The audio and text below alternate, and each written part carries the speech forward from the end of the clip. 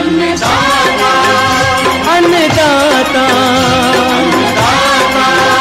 अन्नदाता नीत तुम्हारा अन्नदाता, पग पग पर है संग तुम्हारे अन्नदाता। लहू किसानों का बन के पसीना सींचता है धरती का सीना, मेहनत का तेरी हक दिलवाने, नई तकनीक नई खोज बताने। पशुधन को गुणवान बनाना, पौध सुरक्षा को सिखलाना, खेती के सब गुर समझाने, भारत का सरताज बनाने, आठों पहर है संग तुम्हारे अन्नदाता अन्नदाता। नमस्कार, मैं हूं आपके साथ शिप्रा झा। आप सभी दर्शकों का अन्नदाता के कार्यक्रम में स्वागत करती हूं। किसान का जीवन बहुत ही मुश्किल होता है। वो अपने खेतों में लंबे समय तक काम करता है, उसका ध्यान सदैव फसल में ही लगा रहता है। वे अपनी कड़ी मेहनत की ताकत पर अपना जीवन व्यतीत करते हैं और ऐसे ही किसानों की प्रगति के लिए हम खेती बाड़ी से जुड़ी हुई बहुत सी नई लाभकारी जानकारियां हर रोज सुबह लेकर आते हैं। तो चलिए कार्यक्रम शुरू करने से पहले देखते हैं क्या है आज के अन्नदाता में। केले की उन्नत किस्में और रुपाई तकनीक।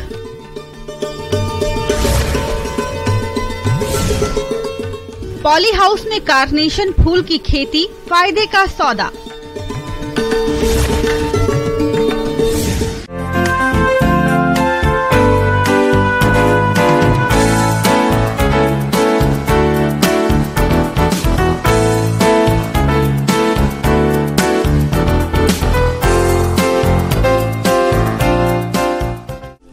प्रखंड लखनऊ जिला मधुबनी में 22 जून को मिथिला उत्पाद महोत्सव का आयोजन किया गया। इस महोत्सव में मिथिला में पाए जाने वाले विविध प्रकार के आम, पान, मछली, मखाना और अन्य उत्पादों की प्रदर्शनी लगाई गई।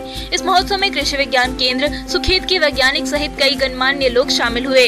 आम अपने देश में सर्वाधिक पसंद किए जाने वाला फल है और इसकी कई किस्में जैसे दशहरी, लंगड़ा, चौसा, तोतापुरी, अल्फोंसो, कलमी, हापुस, सिंधु आदि काफी फेमस है।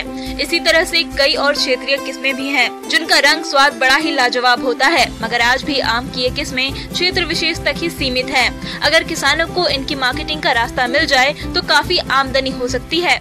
ये जो है ना बहुत ही अच्छा कार्यक्रम है। इससे जो क्या साबित होता है कि यहाँ पे जितना भी आम का प्रजातियाँ हैं उनका हम कैसे जर्मप्लाज्म को कंजर्व कर सकें। यहाँ पर नई वैरायटी भी प्रदर्शनी में आई हुई है, जैसे कि मल्लिका है, आम्रपाली है, तो ये रेगुलर बियरर है, तो इस पर किसानों को ज्यादा ध्यान देना चाहिए।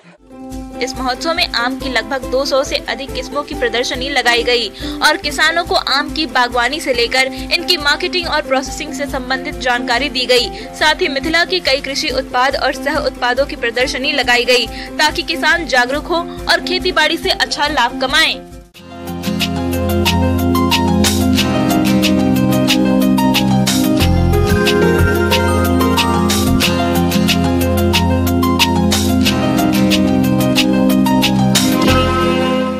हमारा राज्य केला उत्पादन के लिए सबसे उपयुक्त माना जाता है और इसकी बागवानी से किसान अच्छा लाभ कमा सकते हैं।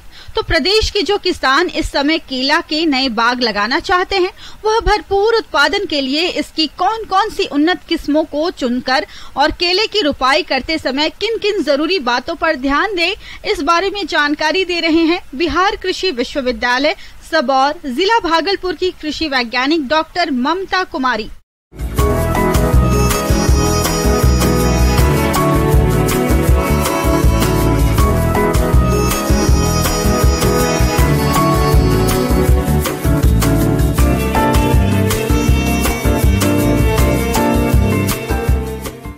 केला के बागों के बारे में बात करने जा रहे हैं और केला को किस प्रकार से लगाना चाहिए।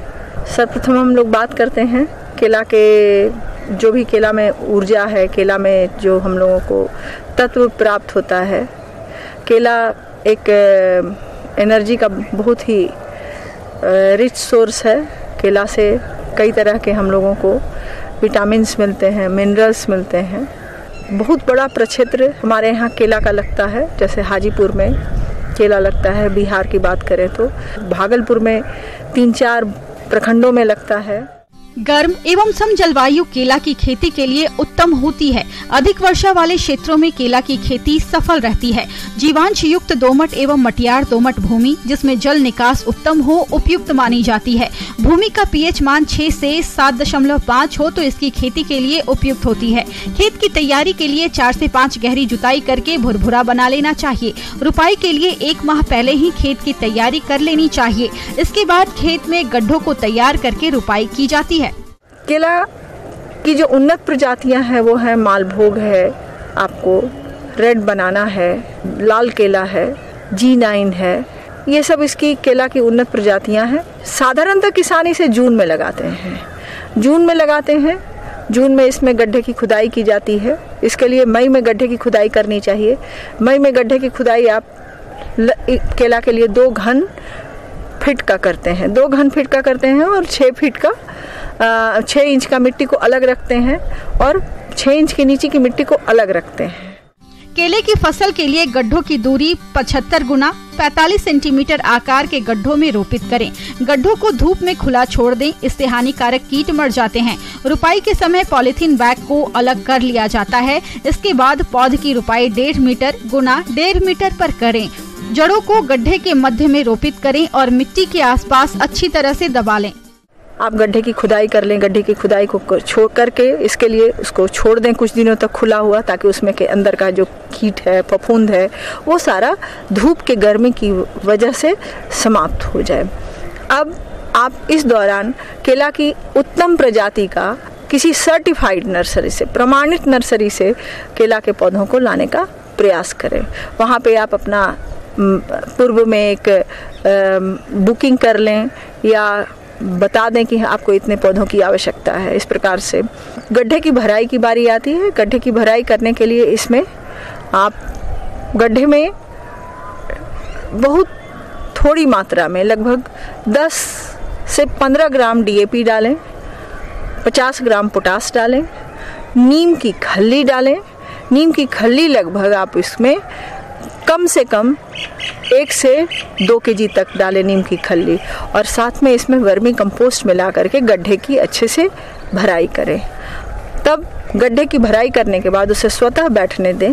बैठ जाता है तो जून के माह में या जुलाई के पहले सप्ताह में जब बारिश का मौसम हो तो आप उसमें केले के पौधे को लगा सकते हैं।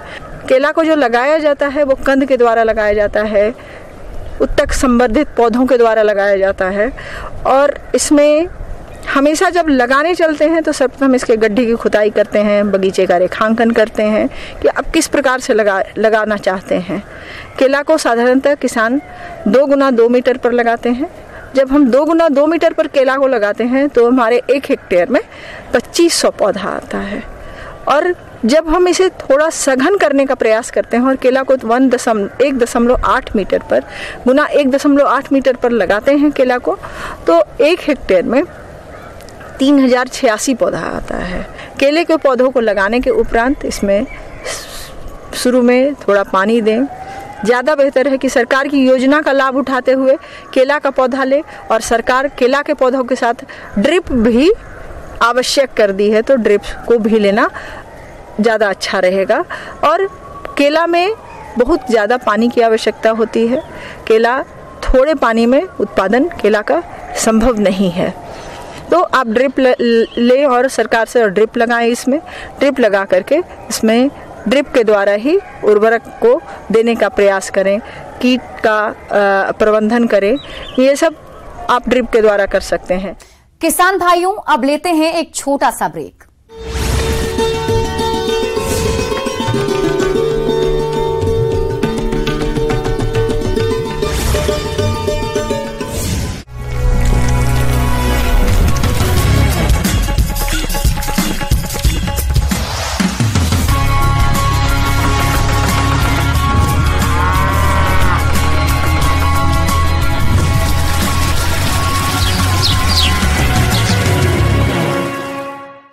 ब्रेक के बाद आप सभी दर्शकों का अन्नदाता में स्वागत है।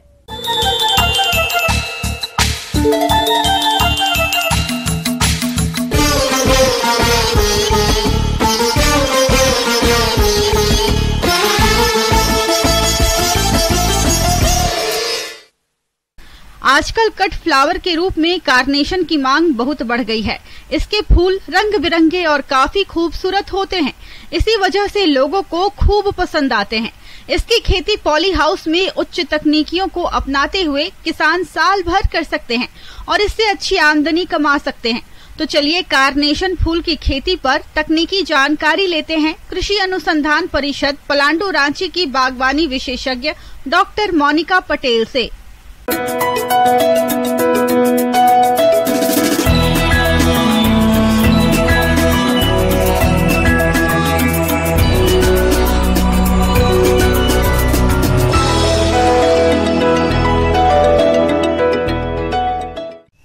किसान भाई बंधु को नमस्ते। आज पॉली हाउस में कार्नेशन का खेती कैसे किया जाएगा उसके बारे में सारा कुछ विवरणी दे देती हूँ मैं। और कार्नेशन का जो खेती है अभी जो है मुख्यतः दो टाइप का कार्नेशन होता है, जैसे कि मालमाइसन और सीम। तो कृषि भाई बंधु के लिए सीम का जो कार्नेशन, सीम कार्नेशन का जो प्रजाति है और वही को ज़्यादातर मतलब कृषि भाई बंधु प्रीफर करते हैं। तो सीम कार्नेशन का बहुत सारा वेराइटीज़ है, जिसमें है बाल्टिको, ट्रॉपिकाना, उसके बाद है liberty, tundra, white tundra etcetera.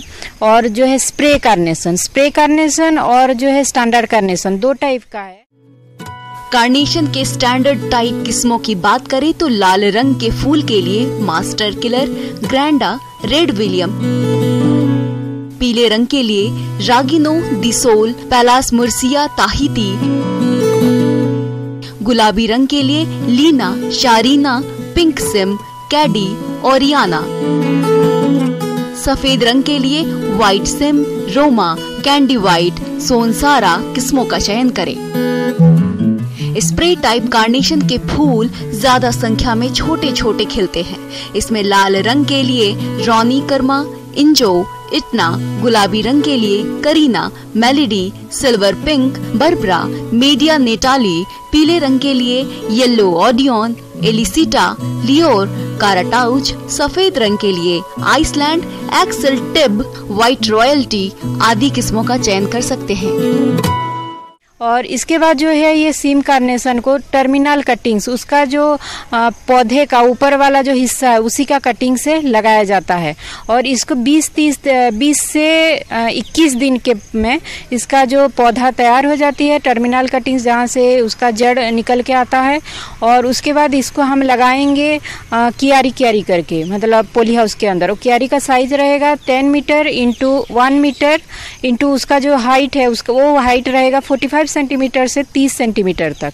उसके बाद जो है ये जो कार्नेशन है इसमें हम पहले करेंगे स्टेरिलाइजेशन का ऑपरेशन। तो स्टेरिलाइजेशन जो है इसी का ऑपरेशन की वजह से यहाँ पे जो जितना खरपतवार है ये नहीं कम उगेगा।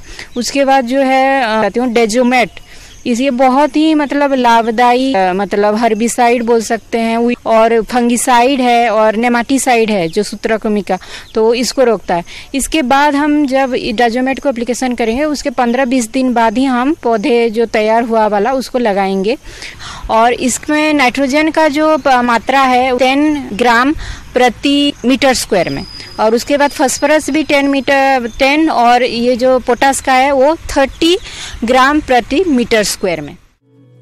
इसकी रोपाई तैयार क्यारियों में 30 सेंटीमीटर या 6 इंच की दूरी रखते हुए जिगजैग तरीके से करते हैं। रोपाई के बाद ड्रिप के माध्यम से हल्की सिंचाई करते हैं और पौधे की अच्छी बढ़वार होती रहे इसके लिए समय समय पर घुलनशील उर्वरक जैसे NPK 19-19-19, NPK 13-00-45, NPK 00-52-34 आदि का प्रयोग करते हैं। इसमें फूलों की क्वालिटी अच्छी रहे इसके लिए समय समय पर 1 या 2 शाखाओं को छोड़कर शेष शाखाओं की कटाई कर देते हैं।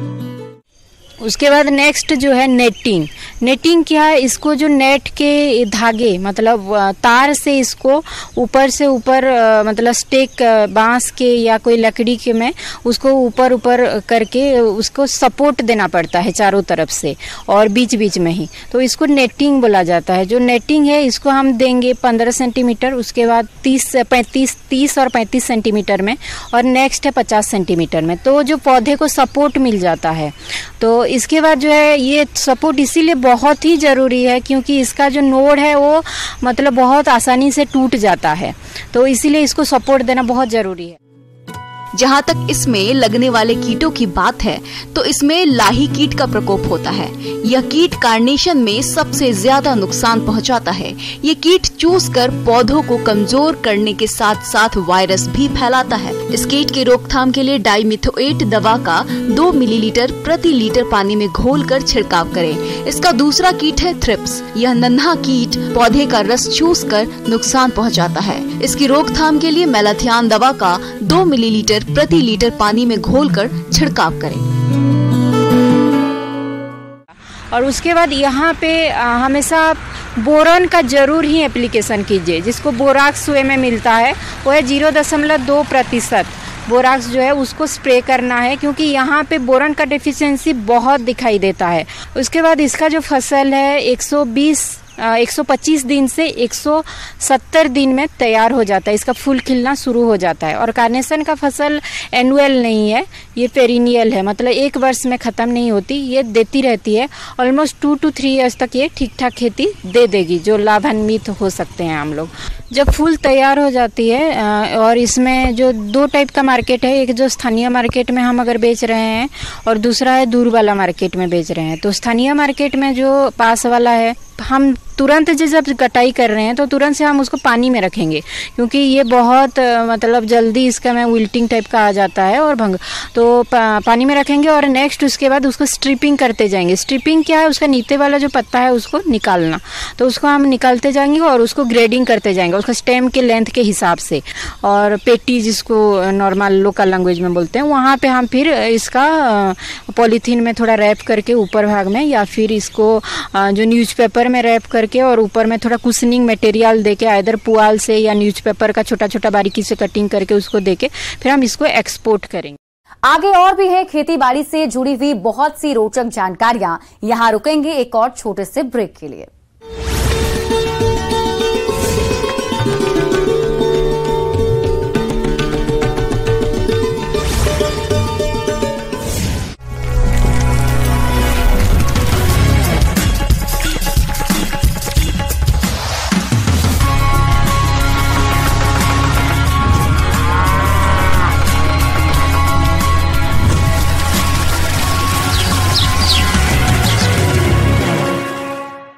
ब्रेक के बाद एक बार फिर से आप सभी दर्शकों का अन्नदाता के खास कार्यक्रम में स्वागत है।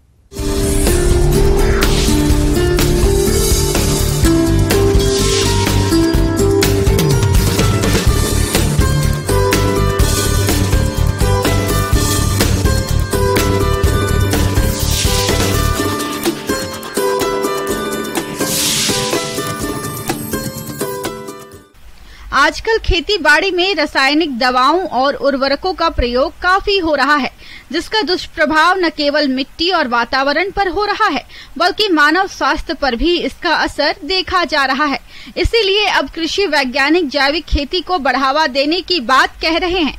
इसी तरह आज हम आपको पंचगव्य बनाने की विधि और इसके लाभ के बारे में बताएंगे, तो इसके लिए देखिए हमारी ये खास रिपोर्ट।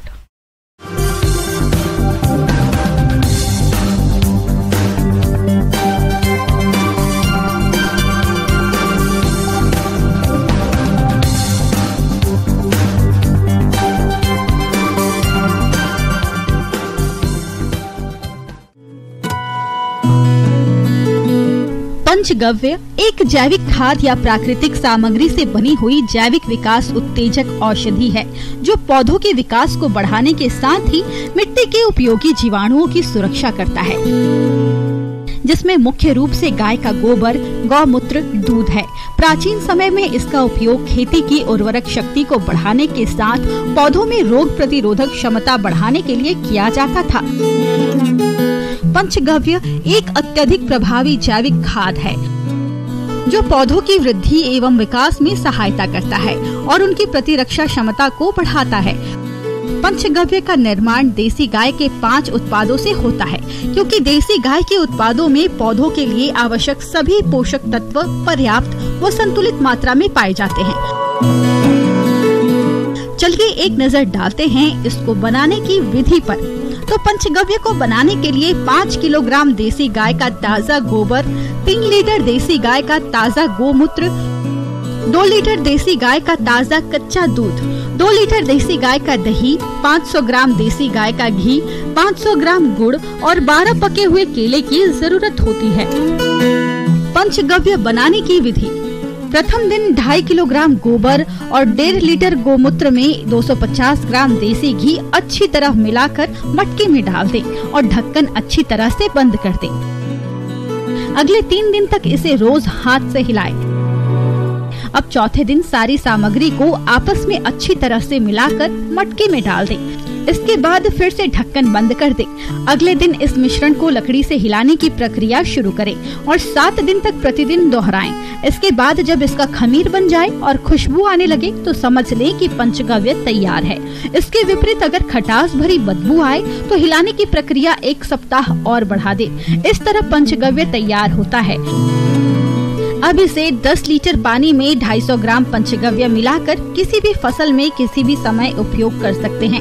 आप इसे खाद, बीमारियों से रोकथाम, कीटनाशक के रूप में और वृद्धि कारक उत्प्रेरक के रूप में उपयोग कर सकते हैं। इसे एक बार बनाकर 6 माह तक उपयोग कर सकते हैं। इसको बनाने की लागत 70 रुपए प्रति लीटर आती है। उपयोग विधि: पंचगव्य का उपयोग अनाज व दालों जैसे धान, गेहूं, मंडुआ, राजमा आदि तथा सब्जियों में शिमला मिर्च, टमाटर, गोभी वर्गीय व कंद वाली में किया जाता है। छिड़काव के समय खेत में पर्याप्त नमी होनी आवश्यक है। बीज उपचार से लेकर फसल कटाई के 25 दिन पहले तक 25 से 30 दिन के अंतराल में इसका उपयोग किया जा सकता है। प्रति बीघा 5 लीटर पंचगव्य 150 लीटर पानी में मिलाकर पौधों के तनों के पास छिड़काव करें।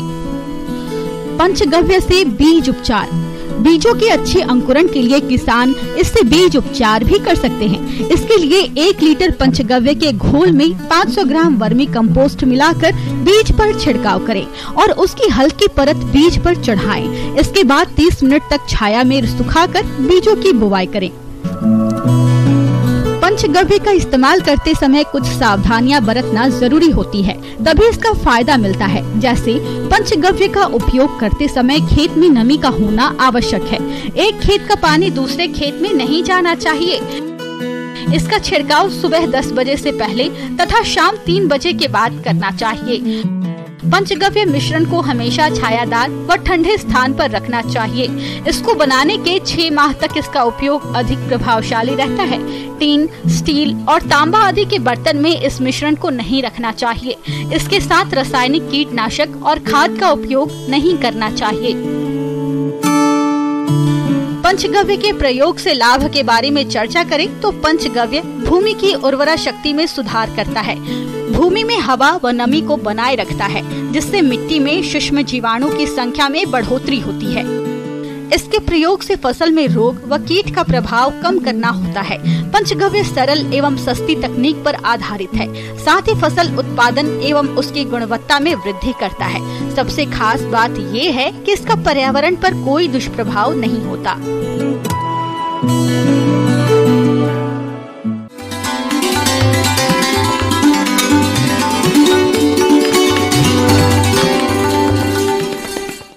और आइए अब जानते हैं अन्नदाता निःशुल्क फोन के माध्यम से पूछे गए समस्याओं का समाधान। आज की अन्नदाता हेल्पलाइन में हमने जिस प्रश्न को शामिल किया है उसे पूछा है गांव जाफरा, जिला दरभंगा के भूषण सिंह ने। आपने मछली तालाबों की देखरेख और प्रबंधन के बारे में जानकारी चाहिए है, तो इसके लिए देखिए कार्यक्रम का यह अंश। नमस्कार किसान भाइयों, जैसा कि आज का विषय है मत्स्य वर्षा ऋतु में मत्स्य पालन के फायदे। तो इस ऋतु में जो वर्षा ऋतु का फायदे हैं मत्स्य पालन में, मुख्यतः वर्षा ऋतु में मत्स्य पालकों को कुछ अहम फायदे होते हैं जो कि मत्स्य किसानों के लिए लाभकारी सिद्ध होता है। यदि मछली तालाब सदाबहार है तो उनमें आमतौर पर जलीय खरपतवार अधिक उगते हैं। तालाब में खरपतवारों का अत्यधिक जमाव मत्स्य पालन के लिए काफी नुकसानदायक होता है, क्योंकि ये खरपतवार पोषक तत्वों का उपभोग करते हैं, जिससे तालाबों में मछली की बढ़वार कम होने लगती है। इसके अलावा ये खरपतवार जंगली मछलियों को आश्रय देते हैं। साथ ही खरपतवार मत्स्य बीज पालन में अवरोध और सूर्य की किरणों को निचली सतह तक पहुंचने में बाधा उत्पन्न करते हैं। इसलिए तालाब की मरम्मत के साथ साथ उसके जलीय खरपतवार की सफाई भी गर्मी के मौसम में ही कर लेना चाहिए। खरपतवार का नियंत्रण के लिए बाजार में कई खरपतवार नाशक रसायन मिलते हैं, परंतु खरपतवारों को मजदूरों की सहायता से साफ कराया जाना सबसे उत्तम तरीका है। तो और इसके साथ साथ ही क्या होता है कि जब बहुत ही ज़्यादा जलीय खरपतवार हो जाते हैं सूर्य की रोशनी होने के कारण जब उसमें, तो क्या होता है कि जब हम नेटिंग करते हैं तो हमारे उसमें मछलियां नहीं आती हैं, जो कि हमारे मत्स्य पालन के लिए एक बाधा उत्पन्न करते हैं। जब बारिश होती है तो हमारे तालाब में क्या होता है कि जो ट्रांसपेरेंसी होती है, टर्बिडिटी होती है, वो बढ़ जाती है, और जिसकी वजह से क्या है कि जैसे मिट्टी कट करके आती है बांधों से या पानी से बह करके आता है तालाब में, तो उससे टर्बिडिटी बढ़ जाती है, और साथ ही साथ उसमें जो है जो हानिकारक बहुत ज़्यादा मात्रा में जलीय खरपतवार हैं, इनका विकास नहीं होता है। इसी के साथ साथ दूसरा चीज़ है कि इस ऋतु में जो है जो मिट्टी कट करके आती है, उससे क्या होता है कि जो जैविक कार्बन होता है उसकी मात्रा बढ़ जाती है, जिससे तालाब की उर्वरा शक्ति बढ़ जाती है, और साथ ही साथ जब उर्वरा शक्ति बढ़ती है तो उसमें जो प्राइमरी प्रोडक्टिविटी होती है, चाहे वो फाइटोप्लैंक्टन्स हो या जूप्लैंक्टन्स हो, इनकी मात्रा बढ़ती है। जब इनकी मात्रा बढ़ती है तो मछली की ग्रोथ अच्छी होती है। बरसात का मौसम प्रारंभ होने के पहले तालाब के बांध को मजबूत कर लें तथा पानी के आने और निकलने का रास्ता ठीक कर लें। हमारे जिन किसानों के पास पुराने तालाब हैं और कई सालों से उसकी मरम्मत नहीं कराए हैं, तो तालाब की मरम्मत के लिए पहले आप तालाब से पूरी मछलियों को निकाल लें और तालाब का पानी पूरी तरह से सूखने के बाद 1 फीट मिट्टी निकलवा लें और उस मिट्टी से बांधों को मजबूत कर दें।